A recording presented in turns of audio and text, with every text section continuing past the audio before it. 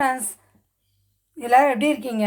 இது என்ன குழம்பு வைக்கணும்னு நினச்சிட்ருக்கோமா? இது பேர் பார்த்திங்கன்னா மஞ்சள் பூசணி, அரசாணிக்காய், சர்க்கரை பூசணி, இப்படி பல பேர்கள் உள்ள ஹெல்த் பெனிஃபிட்ஸ் அதிகமுள்ள காயை வச்சு இன்றைக்கி ஒரு குழம்பு டேஸ்ட்டாக பண்ணிடலாம்.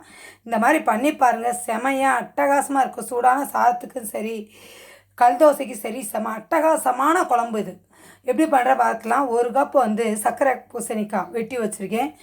10 சின்ன வெங்காயத்தை நீளமாக சீசி வச்சுருக்கேன். மீடியம் சைஸ் தக்காளியை வெட்டி வச்சுருக்கேன். ஒரு 10 பல் பூண்டை இடித்து வச்சுருக்கேன். நல்லெண்ணெய் ஒரு 2 ஸ்பூன் காய வச்சு வச்சுருக்கேன். ஒரு அரை ஸ்பூன் கடுகு உளுந்தம்பருப்பு, ஒரு 1/4 ஸ்பூன் சீரகம், ஒரு 2 பிஞ்சு வெந்தயம் தாளித்து கருவேப்பிலையோட தாளிக்க போகிறோம். எல்லாத்தையும் போட்டு நல்லா வதக்கி ஒரு 1/4 மணி நேரத்தில் இந்த குழம்பு செஞ்சிடலாம். இரும்பு சத்து குறைவாக உள்ளவங்களாம் இந்த குழம்பு செஞ்சு சாப்பிட்லாம். வெயிட் லாஸ் பண்ணுறவங்க, ஒன் சைடு தலைவலி உள்ளவங்களுக்குலாம் இந்த குழம்பு அவ்வளோ ஒரு வரப்பிரசாதம். வெறும் பாத்தில் ஜூஸாக குடிச்சிங்கன்னு வச்சுக்கோங்களேன், அல்சர் பிரச்சனை எல்லாமே குணமாயிரும். பித்தப்பை கற்கள், சிறுநீரக கற்கள்லாம் அந்த மாதிரி ஜூஸ் குடிச்சிங்கன்னா கரைச்சி வெளியே கொண்டு வரும். அவ்வளோ ஹெல்த் பெனிஃபிட்ஸ் உள்ள இரும்பு சத்து அதிகம் உள்ள அரசாணிக்காய் குழம்பு எப்படி பண்ணலாம்னு சொல்லி பார்த்துட்டு வந்துடலாமா?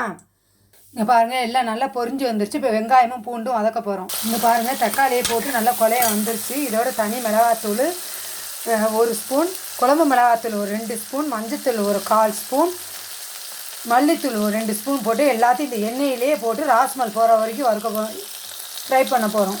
பாருங்கள், நல்லெண்ணெய் தான் யூஸ் பண்ணணும். இதுக்கு நல்லெண்ணெய் யூஸ் பண்ணால் தான் அவ்வளோ டேஸ்ட் கிடைக்கும். நல்லா ராஸ்மல் போயிடுச்சு. இப்போ பூசணிக்காய் போட்டு லைட்டாக ஃப்ரை பண்ணிவிட்டு 1 கப் தண்ணி ஊற்றி வேக வைக்க போகிறோம்.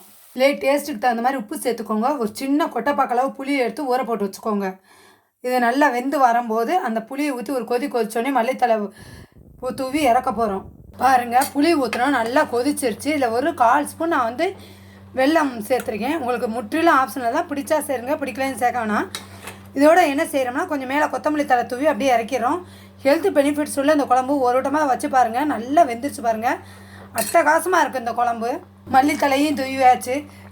டேஸ்ட்டு பார்த்துடலாமா? அட்டகாசமாக இருக்குது ஃப்ரெண்ட்ஸ். சூடான சாதத்தோட கல் தோசை எல்லாத்துக்குமே நல்லாயிருக்கும். பிடிச்சா லைக் பண்ணுங்கள், ஷேர் பண்ணுங்கள், சப்ஸ்கிரைப் பண்ணுங்கள். பக்கத்தில் உள்ள பெல் பட்டனை கிளிக் பண்ணி வச்சுக்கோங்க. அதான் நான் போடுற வீடியோஸ் உங்களுக்கு நோட்டிஃபிகேஷனில் வந்துகிட்டே இருக்கும். ஃப்ரெண்ட்ஷிப் சர்க்கிளுக்கும் ஷேர் பண்ணுங்கள்.